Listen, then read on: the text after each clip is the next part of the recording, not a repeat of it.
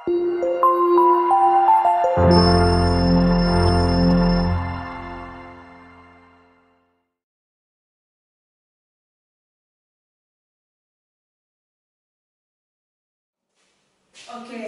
nah, halo semuanya.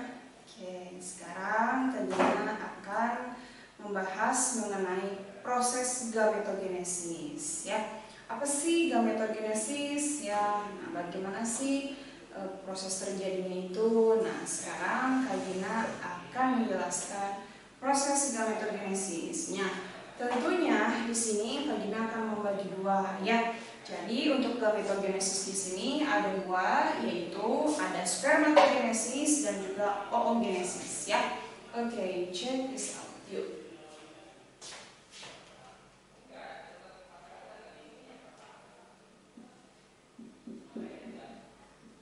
Gametogenesis.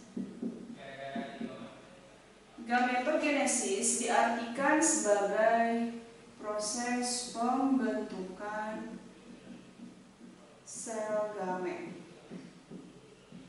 Nah, di sini Kajina bagi menjadi dua, ada spermatogenesis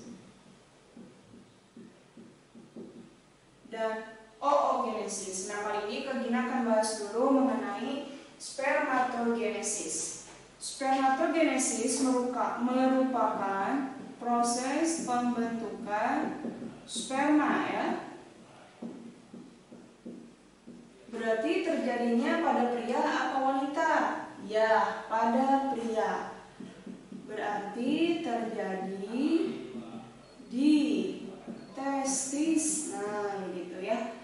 Nah, kalau kita perbesar si testis, ya, gambar si testis maksudnya. Nah, kurang lebih seperti ini. Nanti di sini akan terlihat seperti saluran-saluran. Nah, saluran-saluran ini disebut dengan tubulus seminiferus. Nah, begitu ya. Nah, tepatnya spermatogenesis ini terjadi di bagian tubulus seminiferus, ya. Di sini Kajina tulis tepatnya di tubulus seminiferus. Begitu, ya. Nah, tidak lupa di sekitar tubulus seminiferus di sini juga terdapat sel-sel interstitial, ya, yang memang akan mendukung proses reproduksi laki-laki, ya. Oke, kita lihat. Nah, kita langsung saja.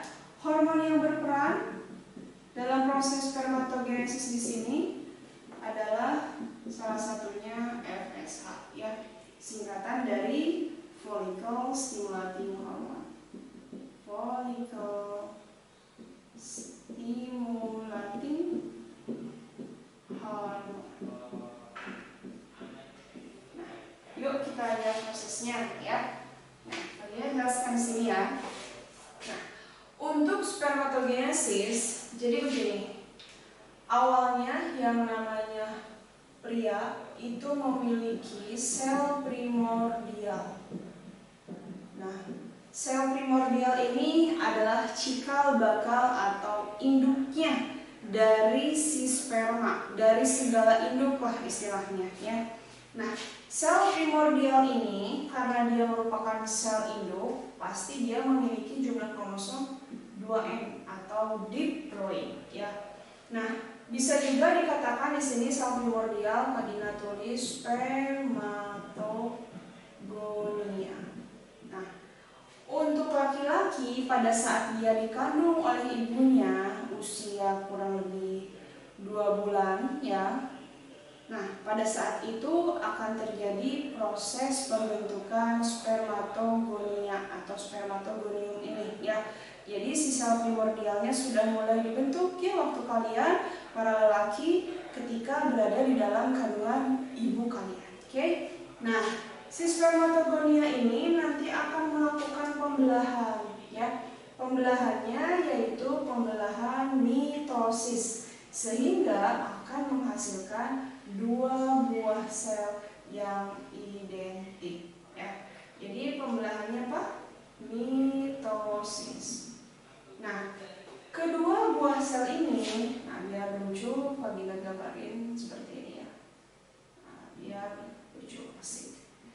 Oke. Nah, untuk sel anak yang dihasilkan dari pembelahan mitosis ini ada namanya. Nah, namanya adalah spermatogonium. Sebetulnya sama aja, cuman di sini akhiran A, di sini akhiran gitu ya. Nah, ada dua tipe, ada tipe A dan ada tipe B. Jadi ada spermatogonium tipe A dan spermatogonium tipe B. Nah, sekarang kita lihat yang tipe A. Yang tipe A ini nantinya, oh ya Kak, berapa sih spermatogonia yang dibentuk pada saat kita waktu masih embrio? Nah, atau kita, laki-laki maksudnya, nah itu kurang lebih jutaan ya. Yang dibentuknya itu pokoknya jutaan, bahkan banyak, pokoknya jutaan, asik ya. Oke, nah di situ nanti akan berkembang ya, berkembang, si tipe A ini akan berkembang menjadi, nah, asik. Menjadi apa? Ayo, menjadi spermatosit primer. Ya, begitu. Nah, karena di sini kan berkembang ya, dari yang tadinya spermatogonium berkembang jadi spermatosit primer, berarti masih tetap jumlah kromosomnya 2N atau diploid. Nah, selanjutnya si spermatosit primer ini akan melakukan pembelahan meiosis ya. Nah, di sini sudah mulai meiosis. Nah, begitu. Meiosis pertama dulu sehingga menghasilkan 2 buah sel. Begitu ya. Nah, karena dia melakukan pembelahan meiosis, berarti dia juga mengalami anafase ya. Anafase 1 tentunya. Nah, terjadilah reduksi kromosom di sini, maka dihasilkan spermatosit sekunder. Nah, dikurangi kan jumlah kromosomnya yang tadinya 2N berarti jadi 1N atau haploid ya, seperti itu. Nah, selanjutnya nanti si spermatosit sekunder akan melanjutkan pembelahan. Melanjutkan pembelahan apa? Iya, melanjutkan pembelahan meiosis kedua ya. Meiosis kedua. Nah, sehingga dihasilkanlah 4 buah sel yang berbeda dari induknya ya. Nah, di sini kurang lebih oke. Nah, ini apa namanya? Ini namanya adalah spermatid. Nah, hasil dari meiosis 2 spermatosit sekunder adalah spermatid. Nah, ini pun masih 1N atau haploid. Nanti si spermatid ini akan dimatangkan tepatnya di bagian epididymis sehingga terbentuklah spermatozoa ya. Ada ekornya nih, lucu. Nah, begitu kan. Nah, jadilah di sini yang disebut dengan spermatozoa ya, yang masing-masing 1N gitu. Jadi kebayang dong, dari satu induk itu menghasilkan 4 buah spermatozoa ya. Nah, Kak, gimana nih yang spermatogonium tipe B? Nah, untuk yang tipe B ini dia bisa kembali menjadi sel primordial. Jadi balik lagi jadi sel primordial atau jadi spermatogonia ini, terus nantinya membelah lagi, gitu lagi, membelah lagi, yang ini membelah, yang ini balik lagi, terus aja gitu. Masih gitu ya. Jadi yang ini melanjutkan pembelahan, yang ini kembali lagi menjadi sel primordial. Nah, makanya untuk para lelaki ya, istilahnya itu tidak akan pernah habis si spermanya, karena dia punya 2 tipe spermatogonium ya, yang nanti yang satunya membelah ya, yang satunya balik lagi menjadi sel induk atau sel primordial. Terus saja seperti itu. Jadi semakin tua juga tenang, tidak seperti wanita yang akan habis gitu ya, tapi untuk laki-laki terus menerus. Oh my god, ya. Oke, nah jadi di sini hasilnya dari satu sel induk terbentuk 4 spermatozoa yang fungsional. Jadi semuanya fungsional begitu ya. Oke, jelas ya. Nah, yuk kita bandingkan sekarang dengan proses oogenesis. Oke, sekarang kita bahas mengenai oogenesis.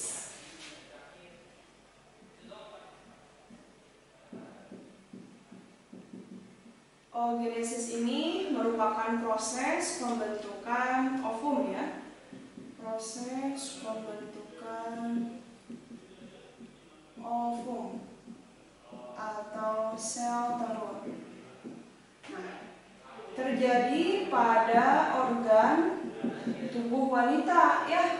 Tepatnya apa? Ada yang tahu? Iya, sudah tidak asing lagi, dia adalah ovarium ya. Terjadi di dalam ovarium. Kalau Fadila gambarkan miniatur ovarium, nah kurang lebih seperti ini. Ini adalah ovarium para wanita ya. Oke. Nah, apa hormon yang berperan di sini? Hormon yang berperan tentunya adalah sama ya, ada FSH dan juga LH ya. Oke, yuk kita lihat bagaimana prosesnya di sini ya.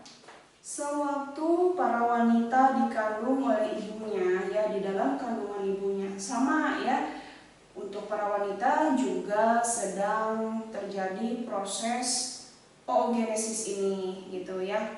Maksudnya di sini dibentuk oogoniumnya atau sel induknya. Jadi kalau untuk oogenesis secara utuh belum, kalau pada bayi atau kalau pada embrio yang masih dikandung oleh ibunya. Kebayang ya kalau misalnya terjadi oogenesis? Tidak, tapi hanya terjadi proses pembentukan oogoniumnya saja. Nah, oogonium ini ya untuk para wanita dikaruniainya kurang lebih ada 4 juta. Wow, banyak kan gitu ya. Nih, 4 juta kanan kiri, 2 juta, 2 juta, istilahnya begitu ya. Sini ada yang disebut oogonium. Nah, si oogonium yang 4 juta ini dia sama memiliki jumlah kromosom 2N atau diploid ya. 2N diploid karena merupakan sel induk. Nah, tentunya dari 4 juta itu ya pastinya dia akan melakukan mitosis dulu. Boleh nggak Kak oogonia? Boleh ya. Oogonia, oogonium boleh ya. Nah, tentunya dia akan melakukan proses mitosis dulu. Nah, mitosisnya begini.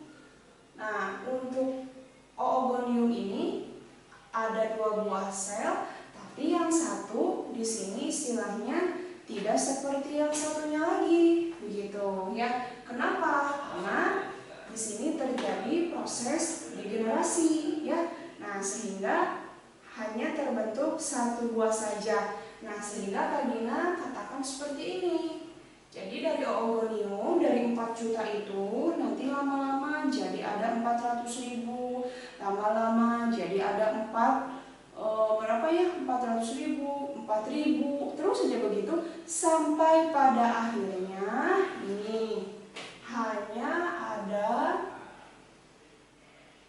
4.000 oosit primer. Nah, begitu ya. Jadi tadi dari oogonium ke oosit primer ini dia melakukan pembelahan mitosis begitu ya. Oke. Nah, di sini nih awal mulanya. Kalian ingat-ingat ya, hanya 400 oosit primer ya. Jadi dari 4 juta oogonium atau 4 juta sel primordial gitu ya, yang kanan 2 juta, yang kiri 2 juta, itu yang berkembangnya hanya menjadi 400 oosit primer, istilahnya begitu.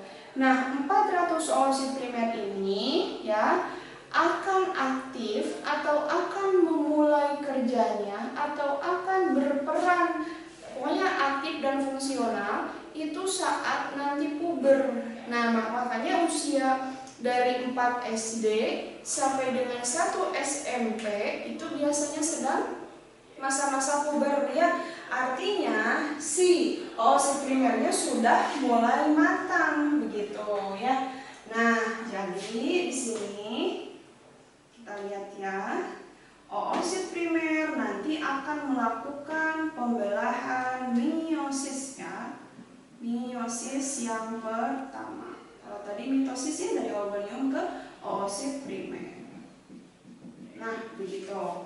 Nah, kemudian juga di sini dari hasil pembelahan meiosis pertama untuk oosit primer dihasilkan 2 buah. Tapi yang satu kecil, yang satu besar.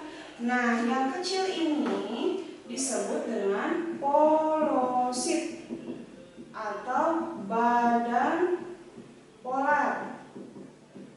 Gitu, badan polar pertama. Gitu ya. Atau badan polar. Oke.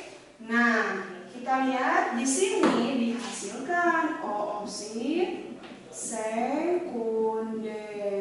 Nah, coba kita lihat jumlah kromosomnya. Karena dari organium ke oosit primer itu melakukan mitosis, maka jumlah kromosomnya masih sama diploid atau 2N.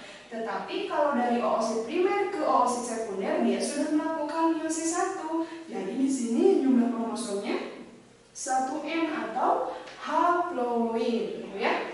Nah, selanjutnya apakah para wanita yang udah puber itu melakukan atau melanjutkan pembelahan meiosis kedua? Ada yang tahu sebelum Kak Gina jawab? Iya, betul. Jadi untuk kalian para wanita yang belum menikah ya, si pembelahan meiosis keduanya belum terjadi gitu. Kenapa? Kenapa? Nah, tapi untuk para wanita yang sudah menikah itu pembelahan meiosis keduanya sudah terjadi. Mengapa? Yuk kita akan menjelaskan ya. Begini. Untuk oosit sekunder ya, dia akan melanjutkan pembelahan meiosis kedua ketika ada penetrasi sperma ya. Ketika ada penetrasi sperma atau ketika ada sperma yang masuk ke dalam tubuh sehingga terjadilah nanti proses meiosis kedua itu begitu ya. Nah, jadi selama ini untuk para wanita yang misalnya menstruasi ini, nah di menstruasi itu kalian pasti akan membuang salah satu ovum yang belum jadi ini gitu ya. Kalian bilangnya ovum yang belum jadi gitu ya, atau salah satu dari tahapan ini ada yang kalian buang, kira-kira yang mana ya? Nah, yaitu yang oosit sekunder. Jadi bukan ovum fungsional yang kalian buang, tapi oosit sekunder. Gak akan mungkin kok kelihatan karena kan it's so mini, jadi kecil banget, jadi gak akan kelihatan gitu ya. Nah, begitu. Jadi kalau di dalam menstruasi itu pasti ada oosit sekundernya begitu ya. Nah, makanya kalau lagi menstruasi kalian suka mulus-mulus kayak gitu kan ya. Mulus-mulus itu ya memang itu akibat adanya kontraksi dari rahim kita gitu ya, yang dirangsang oleh hormon juga. Oke? Yuk, selanjutnya nah, kita lihat ya di sini.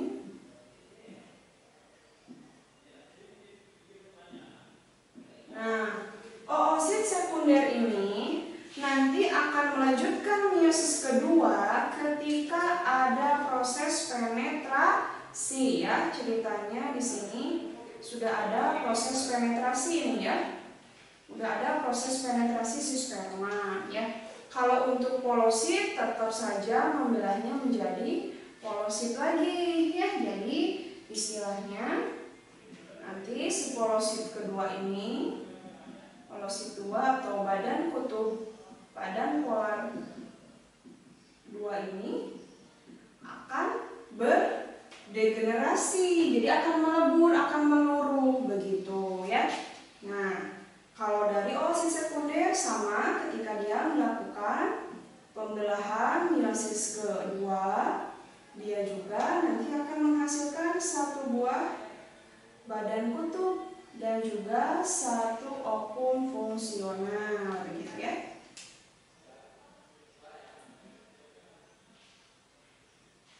Nah, seperti ini kurang lebih. Jadi di sini si badan polosit atau si badan kutubnya atau badan polarnya ada 3 nih, gitu ya. Dan di sini ada ootid.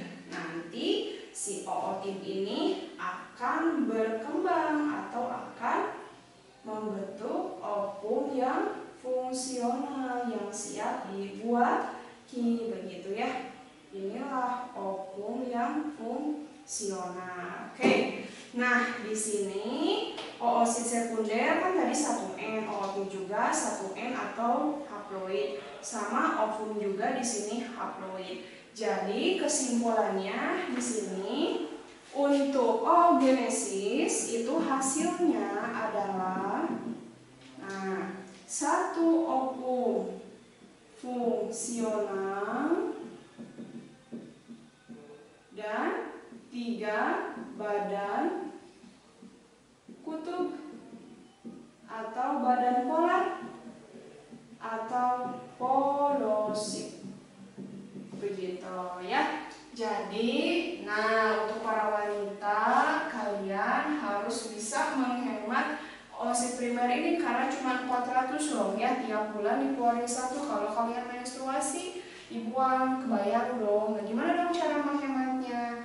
Penasaran? Nanti ya kalian akan bahas di bab selanjutnya mengenai bab sistem reproduksi ya. Itu nanti sih masih lama ya, ada di semester 2.